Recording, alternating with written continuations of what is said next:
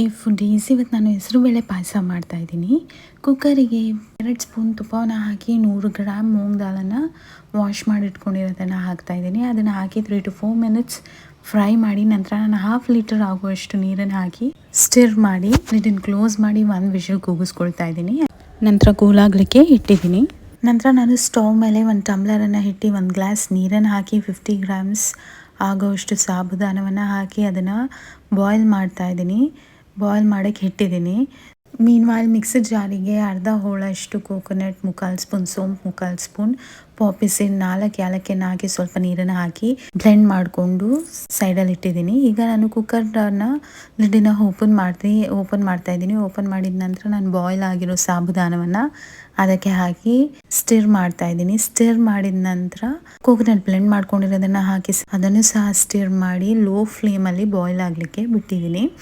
ಈಗ ನಾನು ಪ್ಯಾನಿಗೆ 1 ಗ್ಲಾಸ್ ಆಗೋಷ್ಟು ನೀರನ್ನು ಹಾಕಿ 30 ಗ್ರಾಮ್ಸ್ ಆಗೋಷ್ಟು ಬೆಲ್ಲವನ್ನು ಹಾಕಿ ಬೆಲ್ಲ ಡಿಸಾಲ್ವ್ ಆಗಲಿಕ್ಕೆ ಬಿಟ್ಟಿದ್ದೀನಿ.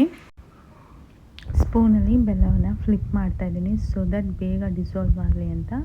ಈಗ ನೋಡಿ ಬೆಲ್ಲ ಕಂಪ್ಲೀಟಾಗಿ ಡಿಸಾಲ್ವ್ ಆಗಿದೆ. ಬಾಯ್ಲ್ ಆಗ್ತಿರೋ ಹೆಸರುಬೇಳೆ ಪಾಯಸಕ್ಕೆ ಬೆಲ್ಲ ಕರಗಿರೋ ನೀರನ್ನು ಸ್ಟ್ರೇನ್ ಮಾಡ್ತಾ ಇದ್ದೀನಿ. ನಂತರ ಸ್ಟಿರ್ ಮಾಡಿ 5 ಮಿನಿಟ್ಸ್ ಬಾಯ್ಲ್ ಆಗಲಿಕ್ಕೆ ಬಿಟ್ಟಿದ್ದೀನಿ ಇನ್ನು ಲೋ ಫ್ಲೇಮ್. ಮೀನ್ವೈಲ್ ಒಂದು ಸ್ಮಾಲ್ ಪ್ಯಾನಿಗೆ 1 ಟೇಬಲ್ ಸ್ಪೂನ್ ಗೀಯನ್ನು ಹಾಕಿ 16 ಕ್ಯಾಶ್ಯೂ ನಟ್ಸ್ನ ಹಾಕಿ ರೋಸ್ಟ್ ಮಾಡ್ಕೊಳ್ತಾ ಇದ್ದೀನಿ. ನಂತರ 10 ರೆಸಿನ್ಸನ್ನು ಹಾಕಿ ಸಹ ಫ್ರೈ ಮಾಡಿದ್ದೀನಿ. ಈಗ ಹೆಸರುಬೇಳೆ ಪಾಯಸನ ಸ್ಟವನ್ನು ಆಫ್ ಮಾಡಿ ರೋಸ್ಟ್ ಮಾಡಿರೋ ಕ್ಯಾಶ್ಯೂ ನಟ್ಸ್ ಆ್ಯಂಡ್ ರೆಸಿನ್ಸನ್ನು ಹೆಸರುಬೇಳೆ ಪಾಯಸಕ್ಕೆ ಹಾಕಿ ಮಿಕ್ಸ್ ಮಾಡಿ ಸರ್ವಿಂಗ್ ಬೌಲಿಗೆ ಟ್ರಾನ್ಸ್ಫರ್ ಮಾಡ್ಕೊಳ್ತಾ ಇದ್ದೀನಿ. ನೋಡಿ ಎಷ್ಟು ಚೆನ್ನಾಗಿ ಕಾಣಿಸ್ತಾ ಇದೆ. ಲಾಸ್ಟಲ್ಲಿ ಕ್ಯಾಶ್ಯೂ ನಟ್ಸಿಂದ ಗಾರ್ನಿಷ್ ಮಾಡ್ತಾ ಇದ್ದೀನಿ.